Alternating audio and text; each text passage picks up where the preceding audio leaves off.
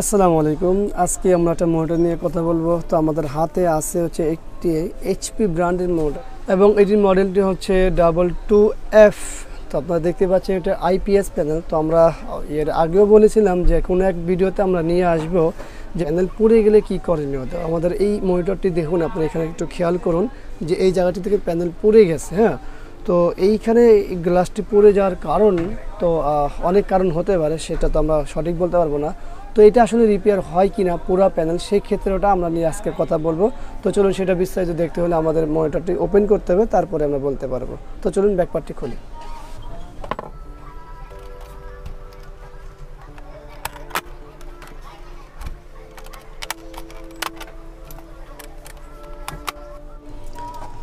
এই হলো আমাদের ব্যাকপার্টটি খোলা হয়ে গেল। আপনারা দেখতে পাচ্ছেন অলরেডি মনিটরটি খোলা হয়েছে।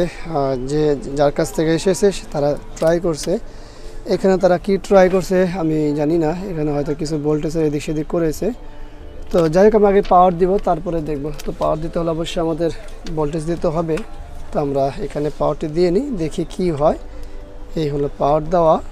আমাদের এখানে কি হয়, এখানে দেখুন সাদা, এরপরে আর কোনো কিছু থাকে না। তো নিশ্চয়ই দেখতে পাচ্ছেন এই জায়গাটিতে আবার একটু ফায়ারিং করলো, একবার হালকা ফায়ারিং, তো এবার চলেও গেল। তো এটার মূল সমস্যা এখন প্যানেলে কিন্তু ব্যাকলাইটে আলো আছে কিন্তু কোনো ডাটা নেই। তো চলুন আমরা দেখি যে আমাদের এই যে ডিসি টু ডিসি আইসিটি আছে সেটা কতটুকু গরম হয় বা কী আসে বিষয়। আর এই যে পড়ছে সেইখানে এটার সাথে কোনো কপ পড়ছে কিনা বা অন্য কোনো কিছু হয়েছে কিনা সেগুলো একটু দেখার বিষয়।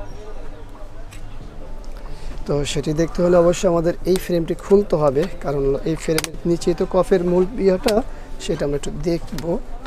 আর আমাদের যেহেতু এই পাশটি বাম পাশ, আমাদের হিসাবে বাম পাশ, আবার সামনে নিয়ে আসলে ডান পাশ। তো এই পাশটিতে পুরা আমরা দেখব যে এখানে কী কী পড়েছে। একটু ভালো করে লক্ষ্য করুন, গ্লাসটি প্রচণ্ড মানে অনেকখানি পুড়ে গেছে। গ্লাস নর্মালি না, অনেকখানি পুড়ে গেছে। এইখানে আর কোনো পুরা আছে কি? এই জায়গাগুলোতে আর কোনো পুরা নেই। ঠিক আছে, এখানে কোনো পোড়া নেই, শুধুমাত্র এই জায়গাটিতেই পোড়া আছে।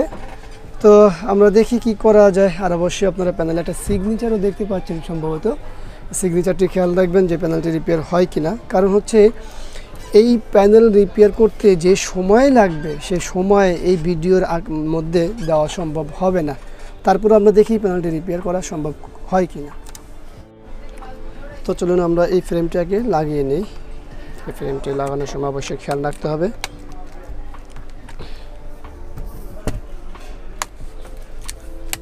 দুটো ফিটিং হয়ে গেল।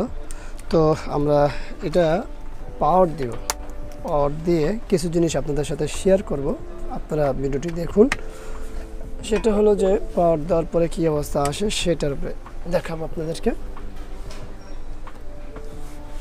দেখুন অলরেডি কিন্তু ডিসপ্লে চলে আসছে এবং পাশাপাশি আমাদের কিন্তু অনেক দাগ রয়ে গেছে, যেখানে অনেক দাগ। নর্মালি আসলে এই দাগগুলো কোনো কিছু করণীয় নেই। তো এখন প্রশ্ন হলো যে আসলে এটা কি এইভাবে ঠিক হয়ে গেছে? না, আমরা কিন্তু আমাদের যে মূল কাজটি সেটা আমরা করেছি, কিন্তু দুঃখের বিষয় হলো যে এই কাজটি করার পরে কি দেখলাম আমরা, যে দাগের কোনো অভাব নেই। তো এখন আসলে এই মনিটরটি এর চাইতে আর বাইরে কিছু করার নেই, কারণ আমরা যদি চাই যে কফ চেঞ্জ করতে, কফ আইসি চেঞ্জ করতে, সেটাও চেঞ্জ করে লাভ নেই। কারণ হচ্ছে আমাদের মূল সমস্যা কোথায়? আমাদের মূল সমস্যা হচ্ছে গ্লাস পুড়ে গেছে। তো গ্লাস পুড়ে গেলে তো আমাদের আসলে কিছু করণীয় নেই, আপনারা দেখছেনই। তো এটা এর বাইরে আর কোনো কিছু করণীয় নেই। তো যাক, একটা ছোট একটা ইনফরমেশন শেয়ার করলাম, যে ধরনের পড়লেও কিন্তু হয়, কিন্তু এর আগে আমরা পড়লে মনিটর ঠিক করেছি সেগুলোতে এত পরিমাণ দাগ হয় না, হয়তো দুইটা একটা, অনেক ক্ষেত্রে দাগও হয় না, কিন্তু এটার ক্ষেত্রে একটু বেশি।